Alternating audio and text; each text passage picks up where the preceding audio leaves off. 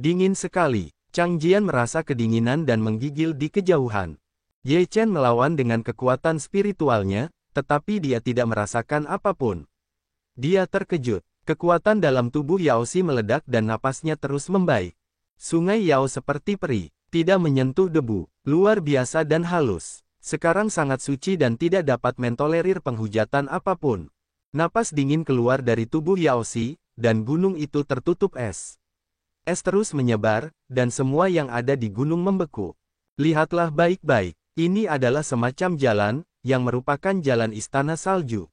Orang-orang di depan aula salju membuka jalan. Selama keturunan mengikutinya, mereka dapat mencapai ketinggian tertentu. Jika mereka mematahkan belenggu, mereka dapat terus mendaki. Orang tua jiwa itu berkata, kamu tidak memiliki jalan seperti itu, jadi kamu harus pergi sendiri, dan kamu juga dapat berjalan keluar dari jalan di masa depan untuk membentuk ortodoksimu sendiri. Ye Chen mengangguk. Inilah keuntungan berada di gerbang utama. Jalannya sudah diaspal. Seberapa jauh Anda bisa melangkah tergantung pada kemampuan Anda. Seluruh gunung membeku, dan semua yang ada di gunung tidak luput dari bencana es ini. Proses ini berlangsung selama beberapa jam, dan napas Yao Xi tidak terus membaik. Yao Xi membuka matanya dan cahaya dingin muncul di matanya. Mengerikan, aku merasa seperti akan membeku. Chang Jian melihat mata Yao Xi, dan seluruh orang itu merasa dingin. Yao Xi menghentikan napasnya dan bersentuhan dengan es. Namun, semua makhluk di gunung menjadi kaku. Bagaimana hewan biasa bisa menahan serangan es seperti itu? Ye Chen kembali ke puncak gunung dan berkata kepada Chang Jian, kamu terus berlatih. Oh. Chang Jian mengangguk untuk pergi. Bagaimana? Apakah kamu perlu terus berlatih? Ye Chen menatap Yao Xi dan bertanya. Yao Xi menggelengkan kepalanya, itu tidak diperlukan sekarang. Ye Chen mengangguk dan tidak mengatakan apa-apa lagi. Dia duduk di satu sisi dan mulai memikirkan jalan kendonya sendiri. Waktu berlalu dengan cepat tanpa pemberitahuan. Chang Jian datang ke sisi Ye Chen, dan napasnya lebih kuat dari sebelumnya, mencapai puncak tingkat kedua dari keadaan pelatihan Qi. Kakak seperguruan, bisakah aku berlatih pedang sekarang? Chang Jian bertanya dengan ekspresi penuh harap. Ye Chen membuka matanya dan tidak mengatakan apa-apa. Pedang itu ada di tangannya. Dia mengayunkan pedangnya dan membuat tanda pedang di tebing. Dia berkata, pergi untuk memahaminya. Jika kamu bisa memahaminya, aku akan memanggilmu teknik pedang. Bagus. Chang Jian tidak mengatakan apa-apa. Dia pergi untuk memahaminya secara langsung. Sebenarnya, inilah arti dari jiwa tua. Aku ingin melihat apakah tulang pedang bawaan begitu mengerikan dalam legenda, dan memiliki kepekaan yang luar biasa terhadap pedang. Dalam sebulan, dia bahkan berhasil menembus level kedua dari kondisi pelatihan Qi. Bakat ini benar-benar sangat kuat. Yao Xi merasakan napas Chang Jian, dan juga sedikit terkejut. Ye Chen berkata sambil tersenyum, dia tidak hanya berbakat, tetapi juga memiliki tulang pedang bawaan. Dia adalah orang terbaik untuk mengolah kendo. Bahkan aku akan merasa rendah diri. Tulang pedang bawaan. Yao Xi terkejut, dan tampaknya pernah mendengar tentang tulang pedang bawaan. Pada masa kekecewaan besar, ada seorang pria kuat di dunia yang terlahir dengan tulang pedang. Pedang itu luar biasa. Ketika pedang itu keluar, pasti akan berdarah dan menjadi raja dalam pedang. Yao Xi masih ingat dengan jelas tahun itu. Bagaimana dengan mereka yang terlahir dengan tulang pedang yang kuat? Ye Chen penasaran. Yao Xi menghela napas pada akhirnya, tetap tidak bisa lolos dari malapetaka kehancuran besar, dibunuh oleh yang lebih kuat, berubah menjadi tumpukan tulang mati. Sayang sekali bagi Ye Chen untuk mengolah pedang cahaya. Sehari kemudian, Chang Jian datang dan berkata dengan percaya diri, kakak seperguruan, berikan aku pedang. Apakah kau mengerti? Ye Chen menatapnya. Chang Jian mengangguk dan Ye Chen memberinya pedang. Chang Jian sangat ingin mencobanya. Dia mengayunkan pedang dan memotongnya. Meskipun kekuatannya tidak dapat dibandingkan dengan Ye Chen, perasaan seperti apa yang sudah ada di sana. Ye Chen terkejut. Tulang pedang bawaan tidak meledak. Dia tidak mengatakan apa-apa. Chang Jian dapat memahami pedang ini. Haha, jiwa tua itu sudah tertawa, dan berkata, aku benar-benar menemukan harta karun. Aku memiliki tulang pedang bawaan. Jika aku mengolahnya dengan baik dan tumbuh dewasa, aku pasti menjadi orang yang sangat kuat dalam kendo. Sepertinya aku harus bekerja keras, jika tidak, aku akan segera dilampaui. Ye Chen tertawa getir dan menggelengkan kepalanya. Tulang pedang bawaan memiliki kelebihan bawaan. Selama kita bekerja keras lusa, prestasi kita tidak akan kecil. Namun dia berbeda, dia bukan apa-apa, semuanya tergantung pada usahanya sendiri untuk menjadi kuat. Ya, kamu bisa berlatih kendo. Ye Chen mengangguk dan tidak memberitahu Chang Jian tentang konstitusi tulang pedang bawaannya, yang juga untuk kebaikannya, agar tidak menjadi sombong dan menunda kultivasinya. Chang Jian penuh dengan harapan dan berkata, "Kakak senior, bolehkah aku berlatih pedang sekarang? Bukankah kamu sudah berlatih pedangmu?" Ye Chen tersenyum tipis. Pedang Chang awalnya tertegun, lalu mengerti, datang, berkata, "Terima kasih atas saranmu. Pedang ini akan diberikan kepadamu. Ingat, kendo, pedang itu adalah dirimu, dan kamu adalah pedangnya." Ye Chen berkata dengan sungguh-sungguh. "Itu kakak senior, aku mengingatnya." Chang Jian mengangguk dengan sungguh-sungguh. Saat ini, ada rasa pedang di matanya. Jiwa tua itu berkata, "Aku punya sutra kendo kuno di sini. Bawalah untuk berlatih." Ye Chen menatap jiwa tua itu untuk waktu yang lama. Jiwa tua itu berkata dengan malu, "Mengapa kamu menatapku seperti ini? Apakah kamu benar-benar seorang pendekar pedang?" Ye Chen tidak memiliki cara yang baik, "Kamu benar-benar bisa menipu pengetahuan kendo set demi set, tetapi jangan mengakui bahwa kamu adalah seorang pendekar pedang. Aku telah menyegel pedang itu selama bertahun-tahun. Jika aku tidak melihat tulang pedang bawaan, aku tidak akan mengeluarkan kitab suci kendo kuno." Jiwa tua itu menghela nafas, "Ada beberapa yang tidak berdaya, ada banyak cerita." Ye Chen berkata, "Beraninya kamu, ini bukan untukku." Temperamen baik jiwa tua itu melotot, "Aku tidak mengatakannya. Bagaimana kalau kalian berlatih bersama? Kamu tidak ingin berlatih. Tidak rugi besar jika kamu tidak berlatih." Ye Chen tersenyum, "Untung saja aku bertemu dengan pedang Chang, kalau tidak, kalian semua enggan untuk mengeluarkannya." Ye Chen mengambil sebuah gulungan dengan makna pedang dan membukanya. Tidak banyak kata di dalamnya, tetapi seperti pedang. Itu adalah sejenis dao, sejenis kendo super. Jalan Raja Pedang. Ye Chen melihat 3 karakter besar di gulungan itu, dan merasakan gelombang ki pedang. Jian Huang Dao adalah kitab suci kendo kuno yang biasa aku latih, dan itu diciptakan oleh kultivasi pedang yang kuat. Banyak orang telah mempraktikkannya, dan mereka tidak diragukan lagi telah menjadi master tertinggi kendo. Orang tua berjiwa itu berkata, "Kamu dapat memahaminya dengan baik. Itu memiliki efek yang besar pada kendomu. Yang kurang darimu sekarang adalah sutra kuno seperti itu. Jadi kamu tidak mengeluarkannya lebih awal." Ye Chen mengeluh. Jiwa tua itu melotot, "Jika aku mengeluarkannya lebih awal, apakah kau masih akan berpikir seperti ini? Ini juga semacam ujian untukmu. Jika kau benar-benar dapat mengandalkan pemahamanmu sendiri untuk menemukan pedangmu sendiri, itu jauh lebih baik daripada berlatih sutra kuno." "Aku tidak tahu berapa kali." Ye Chen tersenyum canggung dan tidak mengatakan apa-apa lagi. Jenderal tua jiwa itu menggosok salinan kitab suci kuno, dan kemudian memberikannya ke pikiran Chang Jian dengan bantuan tubuh Ye Chen. "Kau harus berlatih kitab suci kuno ini." Ye Chen berkata, "Kau harus tenang untuk mengolah Taoisme. Jadi jangan pergi ke dunia luar untuk berlatih sampai kau mencapai tingkat kendo tertentu. Setidaknya kau dapat mencapai tingkat fondasi bangunan. Setelah kau memiliki kemampuan untuk melindungi dirimu sendiri, kau harus melakukan perjalanan." "Begitu, saudara seperguruan." Chang Jian mengangguk. Pada saat Kaisar Pedang Dao memasuki pikirannya, ia merasakan sel-sel di sekujur tubuhnya bersorak dan tak sabar untuk berlatih. Ini adalah kepekaan bawaan tulang pedang untuk melihat, yang berada di luar jangkauan orang biasa. "Pergi dan berlatihlah." Ye Chen melambaikan tangannya, Chang Jian pergi, dan Ye Chen sendiri mulai berlatih. Ye Chen tahu bahwa Jian Huang Dao adalah kitab suci kuno yang kuat, yang berisi makna pedang dan hukum kendo. Setelah Anda memahaminya secara menyeluruh, Anda pasti akan memiliki prestasi luar biasa dalam kendo. Lebih penting bagi Kaisar untuk menemukan jalannya sendiri menuju kendo. Ye Chen menutup matanya dan membuka gulungan Jian Huang Dao. Makna pedang melonjak dan hukum kendo mengalir. Ye Chen tampaknya melihat pedang melambai dan meletus dengan kekuatan yang mengerikan. Ada banyak aturan kendo di Jian Huangdao. Masing-masing sangat kuat dan memiliki kekuatan untuk menghancurkan langit dan bumi. Kendo macam apa yang harus saya latih? Ye Chen berpikir. Dia berpikir selama 3 hari. Setiap kendo tampaknya layak, tetapi setiap kendo tidak. Ye Chen bingung. Dia ragu-ragu dalam aturan kendo ini dan menatap aturan kendo itu. Tiba-tiba, mata Ye Chen berbinar dan dia melihat bahwa salah satu hukum kendo di Jian Huangdao sangat mencolok. Hukum kendo lainnya tampaknya menghindari yang satu ini.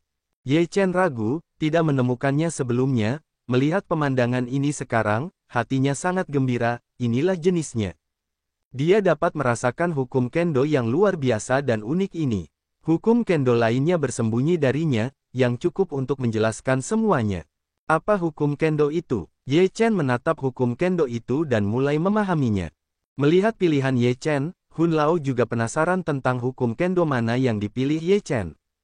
Setelah beberapa hari, seluruh tubuh Ye Chen dipenuhi dengan lapisan ki pedang, menghembuskan dan mengembuskan cahaya pedang. Dalam cahaya pedang ini, sebenarnya ada aura kaisar, yang dapat dikatakan sebagai semacam atmosfer yang mendominasi dan menakutkan. Dia tidak mengecewakanku. Dia memilih yang ini. Jiwa tua itu tertawa dan cukup puas.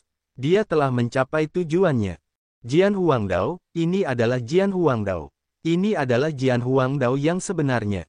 Ye Chen tiba-tiba menyadari, dengan kegembiraan di dalam hatinya. Jiwa tua itu tertawa terbahak-bahak, ya, ini adalah jalan Kaisar Pedang.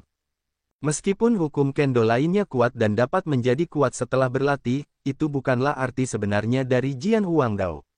Ye Chen sangat gembira dan berkata, hanya hukum kendo yang dapat memiliki hegemoni kaisar, dan dia dapat dianggap sebagai kaisar sejati dalam pedang. Kau tahu, jika jalan ini cocok untukmu, kau dapat terus berkultivasi dan membuka diri, dan menjadi raja sejati dalam pedang, bahkan raja dalam pedang. Jiwa tua itu tertawa terbahak-bahak. Raja pedang, raja dalam pedang. Ye Chen mendengar kata-kata ini, hatinya dipenuhi dengan darah yang membara. Pedang berarti kemakmuran, dan berubah menjadi pedang tajam, yang langsung melesat ke langit. Penjelajahannya yang berkelanjutan, meskipun ia telah menemukan jalan ini, apakah itu yang paling cocok untuknya, semuanya tidak diketahui, jadi, kita perlu terus menjelajahi sepanjang jalan ini. Itu tidak lama, tetapi tidak pendek. 9 hari kemudian, Ye Chen meraba-raba sepanjang jalan Jian Huangdao, dan ki pedang tubuhnya terus berubah. Pedang itu rumit dan perlu disortir. Ye Chen mengetahui bahwa ia mempelajari terlalu banyak teknik pedang akhir-akhir ini. Meskipun ada banyak cara, setiap serangan tidak dapat mencapai kekuatan yang paling kuat. Jika orang-orang yang menciptakan ilmu pedang ini menggunakannya, mereka pasti dapat memainkan pukulan terkuat, karena mereka telah mempelajari metode pedang semacam ini, dan tentu saja mereka telah mengetahuinya. Sekarang Ye Chen dapat melakukan setiap pedang, dan kekuatannya kuat, tetapi tidak dapat dikatakan sebagai yang paling kuat. Selain itu, ia telah mencapai tahap yang tidak dapat ditingkatkan. Jika terus berlanjut, itu pasti akan berhenti. Menyerahlah, ada yang menyerah, sebelumnya adalah untuk meningkatkan kekuatan, jadi semakin banyak semakin baik, tetapi sekarang kamu ingin memadatkan dan, tentu saja tidak bisa menjadi hal yang bermacam-macam, sebelum dan, kamu harus meninggalkan beberapa hal. Tentu saja, meninggalkan hal-hal ini tidak berarti tidak perlu, tetapi itu hanya pemahaman yang mendalam bahwa kamu tidak ingin menghindari dan mengerahkan energimu ke suatu cara sehingga dapat terjadi terobosan baru, kata lelaki tua itu. Mendengar kata-kata jiwa tua itu, Ye Chen menyadari dalam hatinya dan mengangguk sedikit. Tetapi cara-cara yang sekarang dia miliki sangat kuat untuk dimainkan secara ekstrim, dan tidak baik untuk meninggalkan salah satunya. Ada waktu, kamu dapat memikirkannya. Mana yang terbaik untukmu? Jiwa tua tahu Ye Chen sulit, juga tidak cemas, hal semacam ini tidak mendesak, perlu berpikir hati-hati setelah membuat keputusan. Ye Chen mengangguk sedikit dan berkata, jiwa tua, apakah kamu pernah mengalami tahap seperti itu di tahun itu? Tentu saja, setiap pendekar pedang yang sukses harus menghadapi masalah seperti itu, tetapi itu hanya awal dan akhir. Secara umum, senjata beberapa orang terlambat, dan hanya ketika mereka berada dalam kondisi yang lebih tinggi, mereka dapat menemukan bahwa ada beberapa masalah seperti ini ketika Anda membangun fondasi. Ye Chen mengeluh, jika Anda mengajari saya pedang Dao lebih awal, saya tidak akan menyadarinya. Jika Anda telah memperhatikan dari awal, itu tidak akan terjadi sekarang. Itu tidak dapat diubah. Bahkan jika Anda mengingatkan Anda ketika Anda pertama kali memasuki pedang, Anda masih akan menghadapi masalah seperti itu. Jiwa tua menatap, tidak sampai pada langkah ini, sangat sulit untuk mengatakannya, hanya jika Anda benar-benar mengerti, dapat melakukan transformasi yang nyata. Ye Chen menghela napas, mengangguk sedikit, lalu terus mendalami pemahamannya.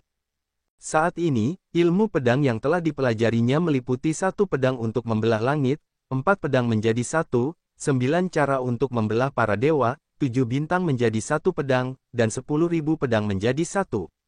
Jika kelima ilmu pedang itu adalah tentang kekuatan pamungkas, mereka pasti akan mati dan membunuh para dewa. Namun, memenggal kepala para dewa tentu saja bukan pilihan terakhir Ye Chen. Ye Chen sebenarnya lebih suka kembali ke 1 pedang. Ilmu pedang ini memiliki kekuatan serangan yang kuat dan memiliki ruang pengembangan yang besar. Namun, Ye Chen tidak dapat membuat pilihan sekarang, dan dia harus lebih berhati-hati. Setelah 3 hari berikutnya, di puncak, sebuah pedang meledak, pedang itu berarti langit mendatar, Ye Chen membuka matanya untuk melihat ke sana, hatinya tercengang. Kurang dari setengah bulan, tanpa diduga, ada perasaan seperti itu, tulang pedang bawaan benar-benar memiliki keunggulan bawaan Ye Chen tersenyum pahit. Jiwa berkata dengan cara lama, tulang pedang bawaan juga akan menghadapi masalah seperti itu, tetapi dia memiliki tulang pedang, dan akan mudah untuk memiliki pendapat yang unik tentang ilmu pedang. Kalian dapat saling berbicara, yang akan sangat membantu kalian. Ye Chen mengerti bahwa tulang pedang bawaan sangat tertarik pada ilmu pedang. Di beberapa tempat yang tidak dapat dipahami oleh orang biasa, tulang pedang bawaan dapat memahaminya. Jika mereka saling berkomunikasi, mereka pasti akan saling meningkatkan. Kurang dari 4 bulan dari timur. Aku harus mendapatkan obat untuk 4 bulan ini. Ye Chen menarik kembali pandangannya dan menjadi tegas. Mereka yang dapat berpartisipasi dalam rasio besar wilayah timur pastilah karakter yang sangat menakutkan. Jika Anda dapat membangun 9 lantai fondasi, Anda mungkin tidak cukup melihat. Jika Anda tidak menyiapkan pil, Anda dapat pergi ke rasio wilayah timur untuk menemukan kesadisan. Di malam hari, Ye Chen membunuh seekor babi gunung, dan setelah perawatan, dia berdiri dan memanggangnya. Daging babi hutan dipanggang dengan warna emas dan kuning, dan aromanya meluap. Chang Jian meninggalkan air liur di samping. Sudah bertahun-tahun ia tidak makan daging, apalagi daging yang harum seperti itu. Ye Chen merobek sepotong daging, menyerahkannya kepada Yao Xi. Yao Xi memakannya dengan mulut kecil, lalu melihat ke arah pedang Chang Jian. Gambar itu terlalu lurus. Seperti hantu mati yang kelaparan, ia menggerogotinya, wajahnya penuh minyak, dan Ye Chen penuh dengan garis-garis hitam. Gambar yang bermartabat di sebelah kiri itu indah, tetapi sulit untuk melihat langsung ke kanan, jadi perbedaannya terlalu besar. Pedang Chang Jian menggerogoti 4 kuku babi, 2 daging besar, hampir 1 atau 2 jin, tidak bisa makan, lalu menyentuh perutnya dengan tangan yang berminyak, puas. Chang Jian, cara berlatih di masa depan tergantung pada dirimu sendiri. Kamu pandai dalam kultivasi. Ketika aku bertemu denganmu, aku harap kamu telah mencapai sesuatu. Setelah Ye Chen kenyang, dia menatap Chang Jian Dao dengan serius. Kakak senior akan pergi. Chang Jian sedikit enggan. Ye Chen mengangguk, aku masih punya urusan yang harus dilakukan. Aku tidak bisa tinggal di sini sendirian. Aku telah mewariskan jalan Kaisar Pedang kepadamu. Kamu harus berlatih keras dan jangan pernah mempermalukan kami. Chang Jian dengan sungguh-sungguh menganggukkan kepalanya dan berkata, jangan khawatir, kakak senior, aku akan berusaha sebaik mungkin untuk berlatih, dan aku tidak akan pernah kehilangan muka. Aku juga akan menjadi seperti kakak seniorku dan menjadi terkenal di masa depan. Wilayahku masih jauh dari cukup. Ingat, dunia ini sangat besar dan ada banyak orang kuat. Jalan kultivasi tidak ada habisnya. Jangan pernah merasa puas diri. Ye Chen mengatakan kepadanya bahwa dia takut Chang Jian akan seperti murid-murid sekte itu. Beberapa bakat dan prestasi tidak akan ada bandingannya. Begitu, Chang Jian mengangguk. Ye Chen berkata, selain itu, kamu seharusnya tidak mengungkapkan kitab suci kuno yang telah kamu pelajari kepada orang-orang, untuk menghindari bencana membunuh orang. Setiap orang tidak bersalah dan memiliki kesalahannya sendiri. Ya, Chang Jian masih mengangguk. Ye Chen menyentuh kepala pedang Chang dan berkata sambil tersenyum, kita akan segera bertemu lagi. Aku pergi. Jaga dirimu baik-baik. Jaga dirimu, kakak senior. Chang Jian menatap Ye Chen dalam-dalam, dan dia enggan menyerah. Dia bertemu Ye Chen. Dalam hatinya, itu adalah berkah terbesar dalam hidupnya. Segala yang dia miliki sekarang dan di masa depan tidak dapat dipisahkan dari Ye Chen.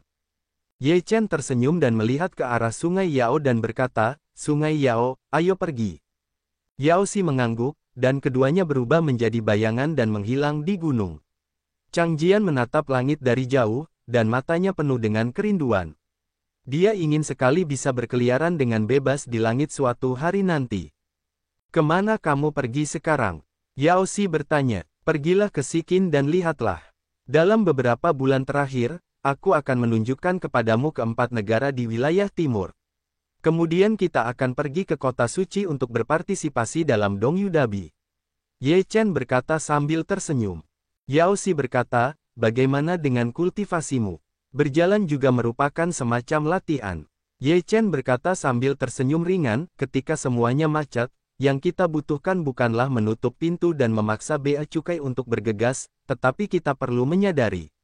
Mungkin dalam proses berjalan, kita tiba-tiba menyadari bahwa kita dapat melakukan segalanya. Yao Xi merasa sedikit terkejut ketika mendengarnya. Ini adalah pertama kalinya dia mendengar latihan seperti itu. Ye Chen dan Yao Xi melintasi perbatasan antara Beiyan dan Sikin dan tiba di Hucheng, yang dekat dengan Beiyan. Tanah Sikin berbeda dengan tanah Beiyan. Sebagian tanah Beiyan tertutup salju tebal, sedangkan sebagian tanah Sikin berupa gurun pasir, dengan pasir kuning menutupi seluruh langit, tandus dan tak berpenghuni, dan lingkungannya bahkan lebih buruk daripada Beiyan. Semakin ke arah barat, gurun pasir menjadi semakin parah, dan beberapa biksu tidak ingin tinggal di tempat seperti itu. Kota Harimau, tempat Ye Chen dan Yao Xi datang, bersebelahan dengan Yacheng, yang merupakan kota terkaya selain kota kekaisaran dinasti Qin Barat. Mereka berjalan di jalan-jalan kota. Meskipun Yao Xi mengenakan kerudung, temperamennya tetap menarik perhatian banyak orang. Banyak pria ingin melihat seperti apa wajah Yao Xi di balik kerudungnya. Namun, napas Yao Xi dingin, dan tidak ada yang mau berbicara dengan orang-orang yang berjarak ribuan mil. Ye Chen dan Yao Xi datang ke sebuah restoran. Mereka memesan beberapa makanan dan anggur.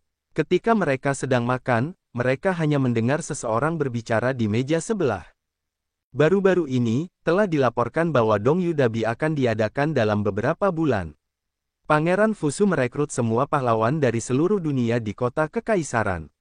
Selama dia berhasil menembus penghalang, dia dapat berpartisipasi dalam kontes atas nama dinasti Qin Barat. Selain itu, sebelum berpartisipasi dalam kontes, keluarga kerajaan akan memberi semua orang kesempatan untuk meningkatkan kekuatan mereka. Saya mendengar bahwa keluarga kerajaan tampaknya telah menemukan tempat rahasia.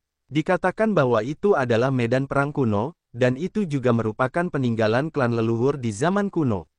Mungkin ada harta karun di dalamnya. Petik 2.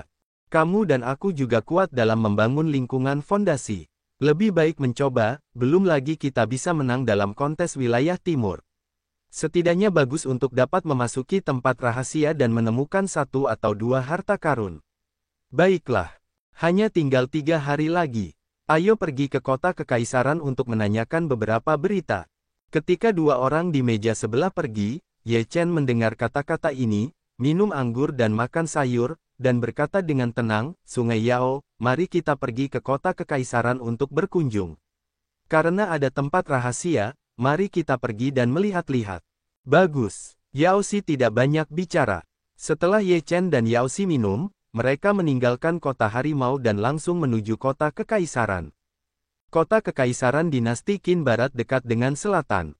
Secara umum, kota itu mati di tengah-tengah dinasti Qin Barat. Kota itu dikelilingi oleh kota harimau, kota Ba, kota gurun, dan kota Ye. Kota itu benar-benar menjadi pusat dinasti Qin Barat. Dalam setengah hari, Ye Chen dan Yao Xi telah tiba di kota kekaisaran. Tidak perlu disebutkan kemakmuran di kota kekaisaran. Saat ini, di setiap restoran, kedai teh, dan penginapan, banyak biksu membicarakan tentang pertemuan para pahlawan dalam waktu 3 hari, dan lebih banyak orang datang untuk tempat rahasia itu. Aku tidak tahu apa yang ada di tempat rahasia yang ditemukan oleh Sikin. Ye Chen berkata dalam hati, setiap tempat rahasia yang ingin dimasuki Ye Chen, karena daftar dewa mungkin ada di medan perang tertentu. Setiap kali medan perang akan bertemu dengan orang-orang iblis, kali ini tidak terkecuali. Jiwa tua itu tersenyum pahit. Ye Chen berkata, datanglah juga jangan takut, berikan saja aku ramuan darah. Kau telah diawasi oleh para iblis sekarang. Sebaiknya kau berhati-hati agar tidak terbalik di selokan. Jiwa tua itu memberitahuku. Ye Chen mengangguk sedikit, yang tentu saja akan dia perhatikan. Hidup adalah miliknya sendiri, tentu saja, lebih memperhatikannya. Ledakan. Ye Chen dan Yao Xi sedang berjalan di jalan ketika tiba-tiba terdengar suara roda berputar cepat di belakang mereka. Sebuah kereta kuda menabrak jalan, dan kecepatannya sangat cepat. Itu menabrak beberapa orang biasa di jalan. Beberapa biarawan mengerutkan kening. Siapa yang begitu sombong dan kurang ajar di kota kekaisaran? Apakah kau melihat dua kata di lentera kereta itu? Ini adalah kereta kuda milik Adipati Negara. Siapa lagi yang bisa duduk di dalamnya, baik pelindung Adipati Negara atau Putri Qin Hui? Ada orang-orang di kota kekaisaran. Tidak heran itu begitu sombong. Beberapa biarawan melihat bahwa mereka memang memiliki kata, melindungi negara. Mereka sama sekali tidak memiliki emosi. Mereka tidak dapat memprovokasi tokoh-tokoh seperti itu. Ye Chen dan Yao Xi juga menghindar, dan tidak peduli tentang apapun. Kereta kuda datang jauh-jauh, dan jalan menjadi kacau. Ada sampah di setiap keluarga kerajaan. Ye Chen mendengus sinis. Ye Chen dan Yao Xi berjalan di sepanjang jalan dan melihat sebuah bangunan yang sangat mewah. Kereta kuda berhenti di luar gedung. Di plakat bangunan, ada dua karakter besar, Shanghai. Ye Chen melihat banyak orang masuk dan keluar dari gedung. Dia penasaran. Dia bertanya kepada seorang pria, "Saudara, di mana Shanghai?" Pria itu melihat ke arah Ye Chen dan berkata, "Shanghai ini adalah tempat perdagangan yang didirikan oleh Tuan Muda Fusu. Barang-barang di dalamnya tidak dapat dibeli oleh Ling Jing, tetapi hanya dapat ditukar dengan barang." Ye Chen mengangguk sedikit dan berkata, "Terima kasih banyak." Pria itu berkata, "Saya akan masuk juga. Mengapa kita tidak pergi bersama?" "Bagus." Ye Chen langsung setuju. "Namaku Xiao Xi. Aku berasal dari kota Ba." "Kamu menyebutnya apa?" kata Xiao Xi sambil tersenyum. "Ye Chen, dari kota harimau." Ye Chen berkata sambil tersenyum tipis. Xiao Xi ragu, saudara Ye juga dari kota Hucheng, dan dia memiliki kekuatan untuk membangun lingkungan fondasi 6 lapis. "Mengapa kamu tidak tahu Shanghai ini? Ini adalah kunjungan pertamaku ke kota kekaisaran." Ye Chen sedikit malu. Kali ini Ye Chen sengaja menggunakan metode rahasia kekuatan tersembunyi untuk menyembunyikan kekuatannya. Begitu pula Yao Xi, semuanya sederhana. Xiao Xi mengangguk pelan, dan tatapannya jatuh pada Yao Xi. Ia tertarik dengan temperamen Yao Xi. Namun, Xiao Xi merasa bahwa Yao Xi berbahaya dan tidak bisa diprovokasi. Kakak Ye juga datang untuk pertemuan besar ini. Xiao Xi mengalihkan pandangannya dan bertanya, "Ya, kesempatan seperti itu tidak boleh dilewatkan." Ye Chen berkata sambil tersenyum.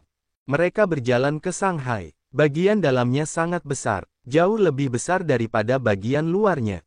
Ada 3 lantai di gedung itu, tetapi ada 9 lingkaran di setiap lantai. Setiap lingkaran sangat besar sehingga bisa membuat orang pusing. Semua benda di lantai ini adalah benda biasa, yang berguna untuk melatih lingkungan Qi, tetapi untuk membangun lingkungan fondasi, kegunaannya relatif lemah. Kata Xiao Xi. Ye Chen berkata, "Untuk pertama kalinya, mari kita lihat di lantai pertama. Jika kakak Xiao ada urusan, kamu bisa pergi ke lantai 2 dulu. Kakak Ye, saat berdagang di Shanghai, kamu bisa menahan harga dan tidak akan pernah rugi." Xiao Xi tampaknya menjadi pengingat yang sangat berpengalaman. "Terima kasih banyak." Ye Chen mengepalkan tinjunya. Xiao Xi berkata sambil tersenyum, "Baiklah, aku akan menunggu saudara Ye di lantai 2. Ketika mereka berpisah, Ye Chen dan Yao Xi mulai berjalan ke lantai pertama.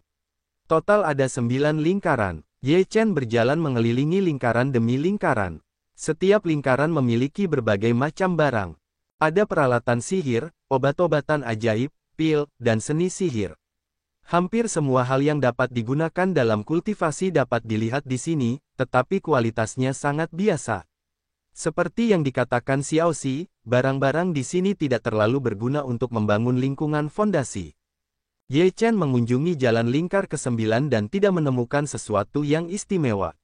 Akhirnya, di ujung jalan lingkar ke-9, ada tempat seperti toko kelontong, dengan banyak barang bertumpuk. Tempat itu sangat berantakan dan tidak teratur seperti tempat lain. Ye Chen mendongak dan pergi untuk melihat. Hanya ada seorang lelaki tua yang mengawasi. Lelaki tua itu melihat seseorang datang dan berkata dengan santai, tidak perlu menukar barang dengan barang di sini. Sepotong kristal merah dapat dipilih secara acak. Apa semua barang ini? Ye Chen bertanya dengan rasa ingin tahu. Aku tidak tahu. Singkatnya, mereka tidak pernah diperdagangkan selama bertahun-tahun ini. Jika kau mau, kau dapat memilih sendiri. Sepotong kristal merah hanya dapat digunakan dalam satu jenis. Kata lelaki tua itu. Sungai Yao, kau juga dapat memilih satu, lagi pula, hanya ada sepotong kristal merah, mungkin kau dapat menemukan sesuatu yang bagus. Ye Chen memiliki minat, favoritnya adalah Tao Bao. Dua orang memanggil dua potong kristal merah, dan mulai melihat ke dalam. Di dalamnya terlalu berantakan, tidak ada yang memperhatikannya. Beberapa barang tertutup debu. Ye Chen perlahan mencarinya. Rasanya seperti besi tua, benar-benar tidak terlihat apa-apa. Ye Chen mencarinya dan tidak menemukan sesuatu yang istimewa. Ketika dia sampai di ujung, dia melihat sepotong besi hitam di sudut, yang tampaknya tertinggal. Ye Chen mengambilnya dan mengikis debu di atasnya, dan dua kata tertulis di potongan besi itu gambar Tuhan. Dewa. Ye Chen melihat potongan besi ini dengan saksama, dan kata-kata di atasnya sebenarnya ditempel dengan kata Dewa yang berbeda. Tidak ada pilihan lain, hanya kamu. Ye Chen menarik napas dan memilih potongan besi ini. Yao Xi juga memilih pedang patah perak. Pedang ini terlihat sangat biasa, dan ada beberapa retakan di atasnya. Dapat dikatakan bahwa itu tidak dapat dipatahkan lagi. Orang tua itu bingung ketika dia melihat pedang patah yang dipilih oleh Yao Xi. Ada begitu banyak hal di sini. Ada banyak hal yang lebih baik daripada pedang patah ini. Mengapa kamu memilih yang ini? Rasanya enak. Jalan Yao Xi. Lelaki tua itu tertawa terbahak-bahak, berkata, juga, selama masih enak dipandang, tidak masalah kalau sudah compang camping. Ketika Ye Chen dan Yao Xi pergi, Ye Chen bertanya, Yao Xi, apakah ada yang istimewa dari pedang patah ini? Yao Xi menggelengkan kepalanya dan berkata, aku tidak tahu. Aku akan mengambilnya sesuka hati. Ye Chen penuh dengan garis-garis hitam. Dia telah memilih dengan hati-hati untuk waktu yang lama. Akibatnya, Yao Xi mengambil satu hal secara acak, dan mengambil pedang patah sebagai ganti yang lain. Itu benar-benar tidak menentu. Ye Chen melemparkan potongan besi itu ke dalam tas Dewa Langit dan Bumi sesuka hati, tetapi dia tidak peduli. Mereka tiba di lantai 2, yang juga memiliki 9 cincin, tetapi kualitas barangnya telah meningkat beberapa tingkat dibandingkan dengan lantai pertama. Semuanya adalah barang yang dapat digunakan dalam pembangunan lingkungan fondasi. Yang Hundan, Jiuye Ju Huncao. Ye Chen melihat beberapa pil dan keajaiban yang bermanfaat bagi jiwa. Dia berhenti dan bertanya, bagaimana kamu menukar ini? Selama ada yang menawarkan sesuatu yang sama nilainya, itu bisa ditukar. Pria yang bertugas menjaga ramuan-ramuan ini adalah pria parubaya yang tampak berusia 40-an. Ye Chen berpikir sebentar, lalu mengeluarkan sebuah alat spiritual biasa yang didapatkannya di aula salju, dan berkata, berapa banyak yang bisa aku tukarkan dengan alat spiritual ini? Pria parubaya itu sedikit tertegun. Ini adalah pertama kalinya melihat seseorang membawa senjata spiritual. Pria parubaya itu memeriksa alat spiritual itu dan berkata, meskipun alat spiritual ini hanyalah alat spiritual biasa, itu juga merupakan alat spiritual. Kamu bisa mengambil semua pil dan obat-obatan ajaib yang kumiliki di sini. Bagus. Ye Chen setuju untuk turun dan mengambil semua ramuan dan pil, yang dimasukkan ke dalam diagram 8 diagram Taiji, dan berkata, jiwa tua, kamu bisa menyerap dan memurnikannya secara perlahan. Wah, kamu punya hati nurani. Mulut jiwa tua itu melengkung karena tertawa. Ye Chen terdiam, terus berjalan di lantai 2 dan berkata, Yao Xi, jika kamu menyukai sesuatu yang berguna untukmu, kamu seharusnya tidak bersikap sopan. Baiklah, Yao Xi mengangguk. Kakak Ye, bagaimana kabarmu? Apakah kamu punya sesuatu? Pada saat ini, Xiao Xi datang bertatap muka dan berkata sambil tersenyum. Ye Chen berkata, untungnya, tidak ada penemuan khusus. Ada beberapa rumput jiuyang di sana, yang bagus untuk budidaya. Aku tidak bisa menukarnya. Kakak Ye dapat mencobanya. Xiao Eleven tersenyum tak berdaya. Jiuyang Chao, ada di sini juga. Ye Chen juga sedikit terkejut. Jiuyang Chao benar-benar bahan budidaya yang bagus, yang mengandung banyak kekuatan yang kuat. Itu dapat dianggap sebagai obat ajaib tingkat kelima. Xiao Eleven bersama Ye Chen datang ke toko dengan Jiuyang Chao. Ye Chen melihat Jiuyang Chao di rak dan mengangguk sedikit. Ye Chen berpikir sejenak, lalu mengeluarkan sebotol anggur Qianglou King Kong yang kuat, berkata, Anda lihat anggur ini, bisakah Anda mengganti rumput jiuyang? Penjaga toko itu adalah seorang lelaki tua. Lelaki tua itu mengambil anggur itu dan menciumnya. Dia merasakan firasat yang kuat. Dia menatap Ye Chen dengan heran. Lalu dia berkata, saya butuh produk untuk memastikannya. Apapun yang Anda inginkan. Ye Chen berkata. Lelaki tua itu menuangkan sedikit, lalu mencicipinya. Tubuhnya tiba-tiba gemetar dan wajahnya sedikit memerah. Dia berkata, sebotol anggur ini dapat mengganti 5 rumput jiuyang. Xiao Xi sedikit terkejut. Anggur jenis apa Ye Chen? Bisakah Anda mengganti 5 rumput jiuyang? Terima kasih banyak Ye Chen akan mengumpulkan rumput jiuyang.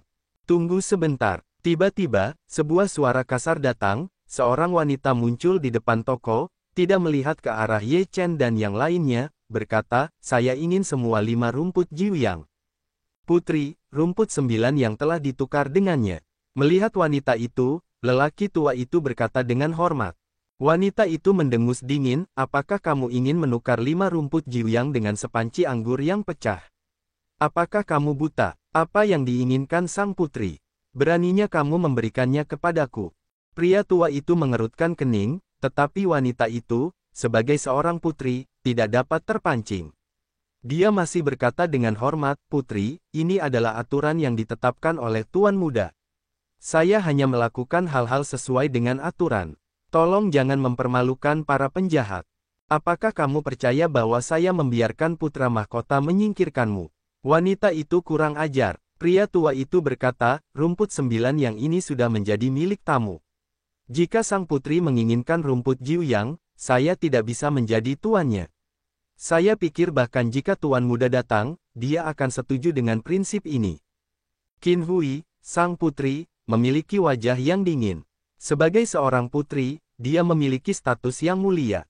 Dia telah dianggap sebagai Tian Jiao kemanapun dia pergi di kota kekaisaran, tetapi sekarang dia makan di sini. Qin Hui mendengus dingin dan mengabaikan lelaki tua itu. Lelaki tua itu adalah orang Fusu. Bahkan jika dia memberitahu Fusu tentang hal itu, dia tidak akan menghukumnya dengan karakternya. Aku akan mengambil rumput jiuyang ini. Kamu akan memberiku harga. Qin Hui menatap Ye Chen. Kamu ingin menunggu rumput itu lain kali. Ye Chen mengumpulkan rumput 9 yang dan mengabaikan Qin Hui sama sekali. Qin Hui sangat marah, apakah kamu tahu siapa aku? Aku peduli siapa kamu. Jiuyang Chao adalah barangku. Aku bisa menjualnya jika aku mau. Bisakah kamu mengelolanya jika aku tidak ingin menjualnya? Ye Chen menatap Qin Hui dengan dingin. Untuk orang yang sombong seperti itu, dia tidak akan pernah sopan. Kamu ingin mati? Qin Hui sangat marah, dan seluruh tubuhnya penuh dengan kekuatan spiritual. Dia menamparkan tangan dan kipasnya ke Ye Chen. Mata Ye Chen bersinar dengan cahaya dingin, dan pukulan punggungnya menghantam masa lalu. Dia hanya mendengar suara, pa, dan tamparan keras di wajah. Pada saat ini, seluruh lantai 2 tampak sunyi, dan lelaki tua itu tercengang. Qin Hui terbang keluar dan batuk seteguk darah, meninggalkan bekas telapak tangan merah di wajahnya. Dia gila, dia memukul sang putri. Beberapa orang terkejut, beberapa orang menatap dengan konyol. Sudah berakhir, Saudara Ye. Kamu sangat impulsif. Dia adalah sang putri dan putri Adipati Huguo. Jika kamu memukulnya, Adipati tidak akan menyerah. Xiaoxi sedang terburu-buru. Ye Chen berkata, kamu pergi dulu, saudara Xiao. Masalah ini tidak ada hubungannya denganmu. Saudara Ye, aku benar-benar minta maaf. Aku tidak mampu memprovokasimu. Jaga dirimu. Xiaoxi tidak berdaya. Dia tidak berani memprovokasi orang-orang seperti Qin Hui, atau seluruh keluarga mereka akan hancur.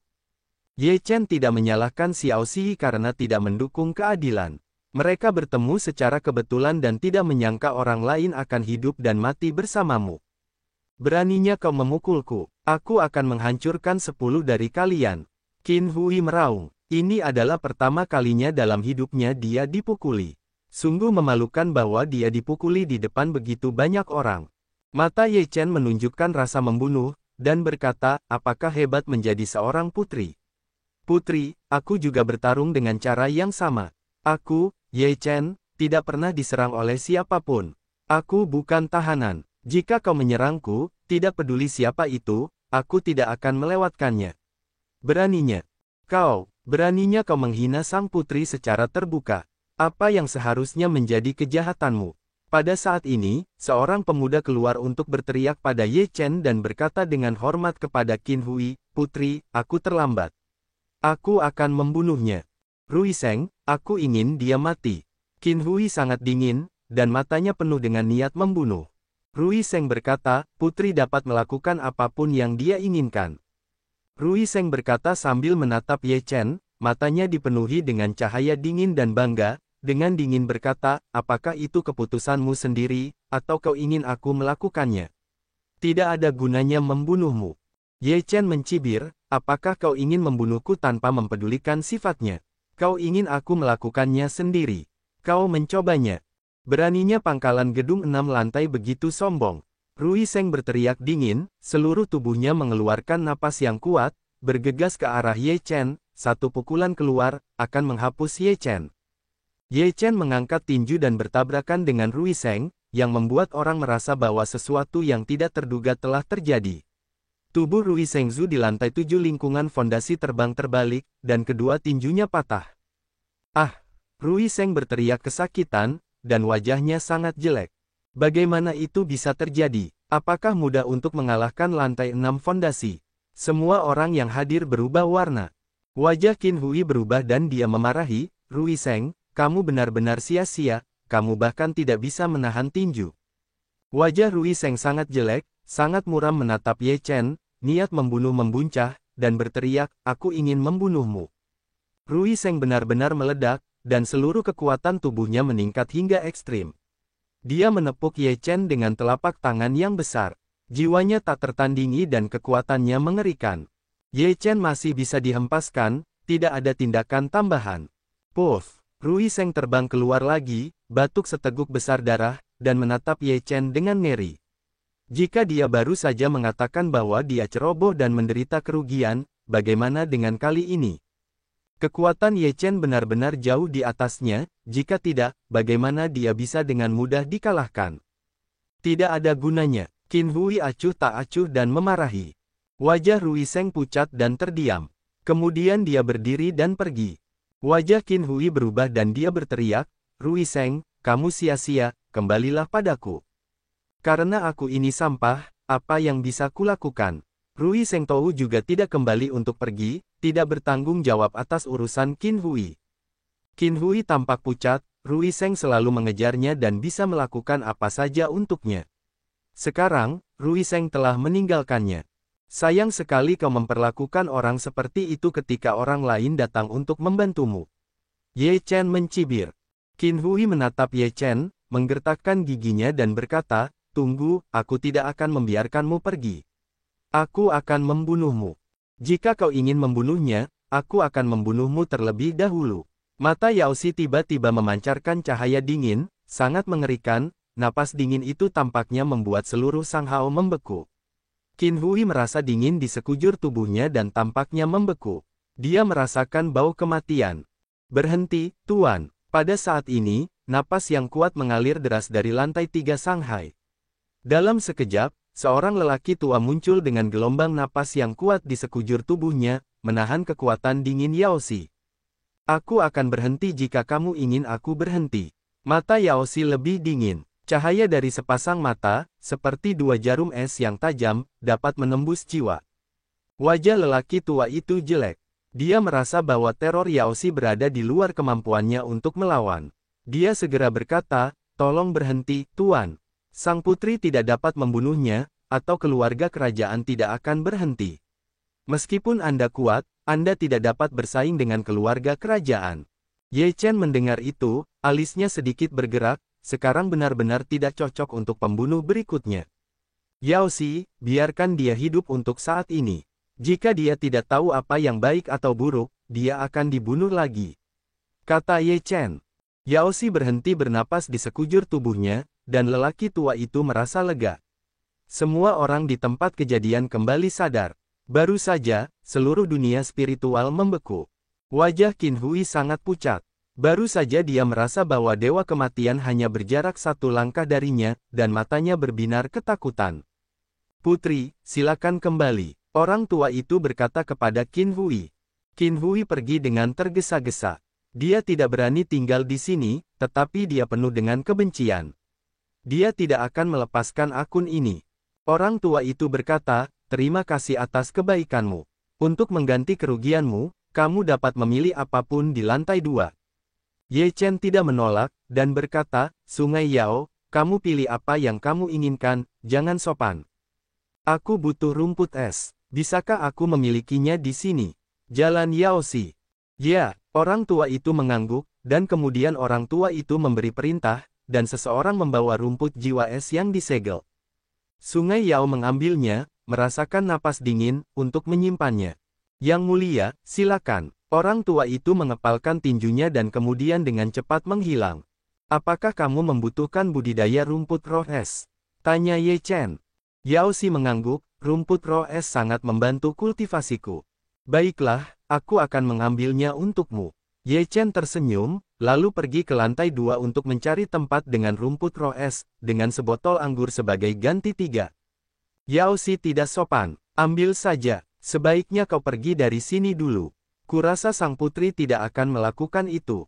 Jika keluarga kerajaan datang, akan ada masalah," kata jiwa tua itu.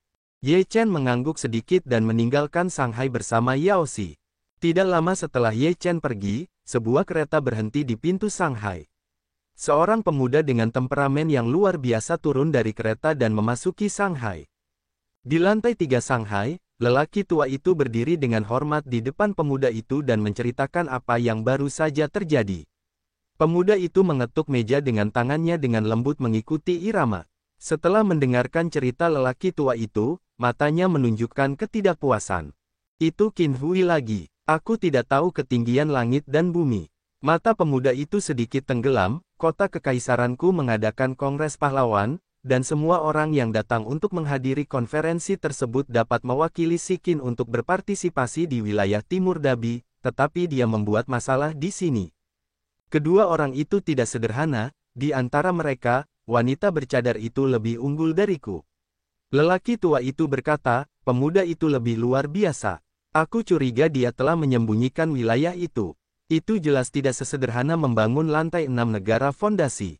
Lelaki muda itu mengangguk dengan serius dan berkata, "Kamu pergi ke pelindung duke dan membunyikan alarm.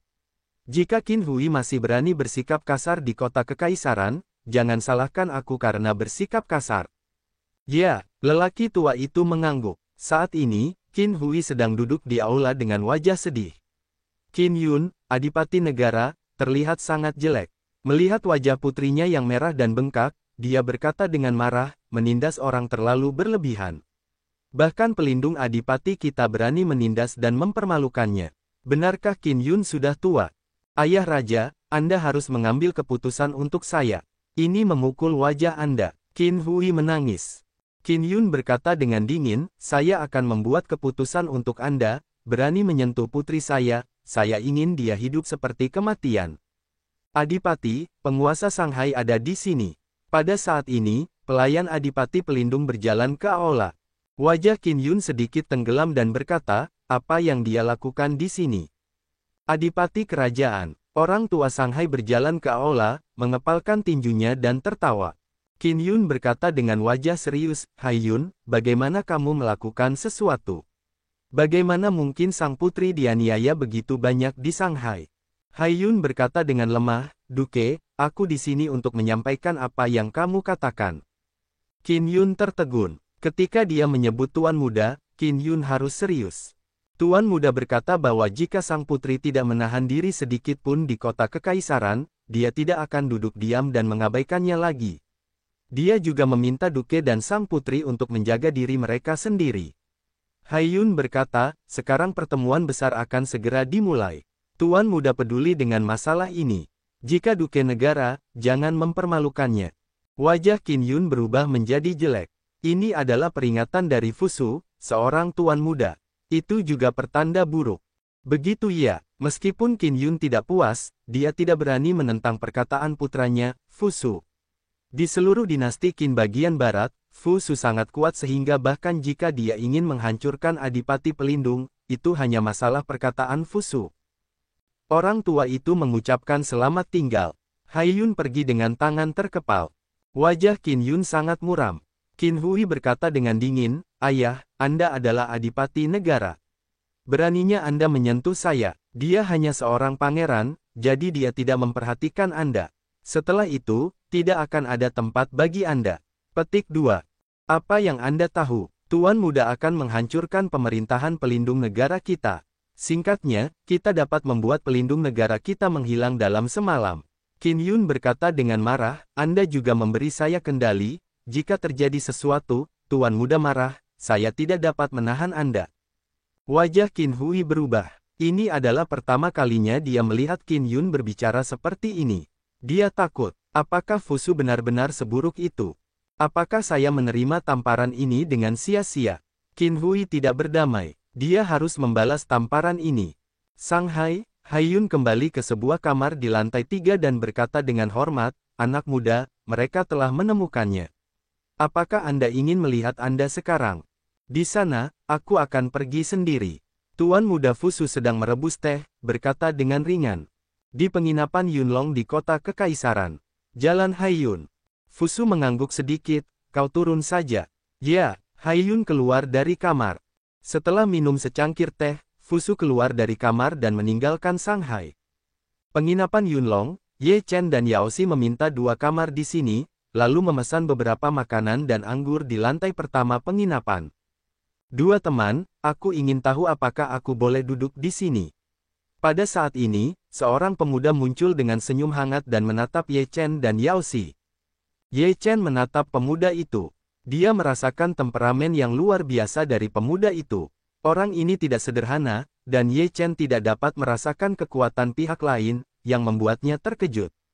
Tentu saja, pemuda itu memiliki nada sopan dan senyum hangat. Ye Chen tidak punya alasan untuk menolak. "Terima kasih banyak," katanya sambil tersenyum. "Kakak kedua, tambahkan sepasang sumpit dan sajikan beberapa hidangan." Ye Chen memanggil bartender yang sedang sibuk, dan bartender itu menjawab dan memesan. "Aku tidak tahu namamu, saudaraku," pemuda itu berkata sambil tersenyum. Ye Chen tidak merahasiakannya. Pemuda itu berkata, "Sungguh berani mendengar bahwa saudaramu telah mengipasi sang putri di lautan Murbei. Apakah kamu tidak takut dengan balas dendam pelindung Duke? Jika orang tidak menyerangku, aku bukan tawanan. Jika kamu menggertakku, aku akan melawan. Jangan katakan dia seorang putri. Bahkan jika dia seorang pangeran, aku akan melakukan hal yang sama." Ye Chen menatap pemuda itu dengan suara tenang. Pemuda itu tertawa dan berkata, "Saudara Ye benar, jika kamu tidak memiliki sedikit rasa takut, sulit untuk mencapai hal-hal besar. Aku belum menanyakan namamu, saudaraku." Ye Chen tersenyum. "Qin Su," pemuda itu berkata dengan ringan. Ye Chen sedikit mengernyit, "Apakah saudara Qin seorang bangsawan?" "Kurasa begitu," pemuda itu berkata sambil tersenyum. "Siapa aku? Apa pentingnya? Jika aku ditakdirkan menjadi saudara di seluruh dunia, mengapa peduli dengan identitas?" Saudara Qin benar, Ye Chen juga orang yang terus terang. Selama dia tidak memusuhi dia bisa dianggap sebagai teman. "Dilong, dia memukulku. Jika kamu membalaskan dendamku, aku akan menikahimu." Di gerbang penginapan Yunlong, Qin Hui menunjuk Ye Chen dan berkata kepada seorang pemuda. Orang-orang muda penuh dengan napas yang kuat, membangun puncak fondasi setinggi 8 lantai. Kekuatan seperti itu benar-benar luar biasa di antara orang-orang muda. Selain itu, orang-orang muda adalah putra presiden tentara terlarang kekaisaran, dan status mereka tidak biasa. Benarkah itu, putri? Mata Dilong cerah dan bersemangat. Meskipun Qin Hui sombong, dia terlihat baik, dan dia adalah seorang putri. Banyak orang mengejarnya. Dilong dan Rui Seng hanyalah salah satunya. Tentu saja, putri adalah apa yang dia katakan. Qin Hui berkata dengan angkuh. Dilong sangat gembira dan berkata, baiklah, aku akan membantumu membunuhnya. Dia tidak akan bisa hidup hari ini. Besok, aku akan melamar Duke of Shield. Tunggu sampai kau membunuhnya. Qin Hui mendengus dingin. Keluarga Yue Dilong tidak sabar untuk membunuh Ye Chen, tetapi Qin Hui lupa bahwa Sungai Yao di samping Ye Chen memberinya rasa kematian. Dilong membunuh ide yang melonjak, bergegas ke penginapan, datang ke sisi Ye Chen, minum, apakah kau memukul sang putri? Itu keberanian yang besar, tidak cukup untuk menghancurkan 10 klan sepertimu.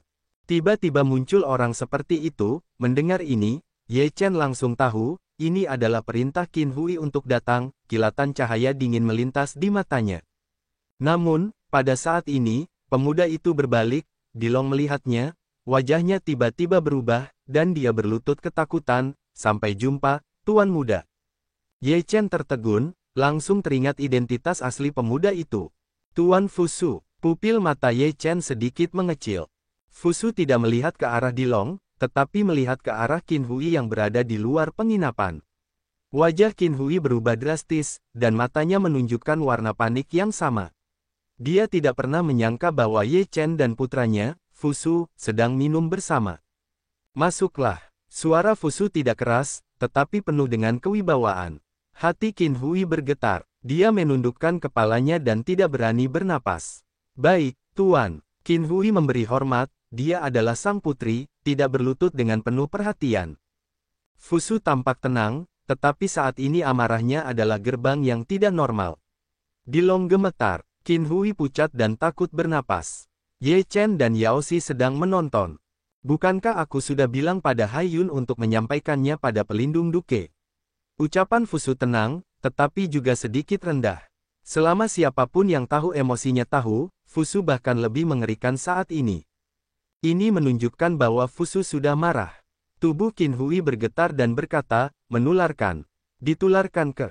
Ya, kalau begitu katakan padaku, apa yang sedang kamu lakukan sekarang? Fusu menatap Qin Hui. Hanya sedikit orang yang bisa menahan kewibawaan di matanya. Hati Ye Chen juga terkejut. Tubuh Fusu tidak terlihat dan memancarkan semacam keagungan yang tak terlukiskan, seolah-olah dia terlahir sebagai raja. Apa yang dia lakukan? Apakah itu sangat mengerikan? Ye Chen terkejut. Kultivasinya seharusnya menjadi cara untuk mengendalikan massa, yang sangat bermartabat dan tidak dapat diganggu-gugat. Jiwa tua itu juga sedikit terkejut bahwa seseorang berlatih dengan cara ini. Qin Hui terdiam dan keringat dingin di sekujur tubuhnya. Fusu menatap Dilong lagi dan berkata, apa yang sedang kamu lakukan? Sebagai komandan pasukan terlarang, kamu memiliki pengaruh yang besar.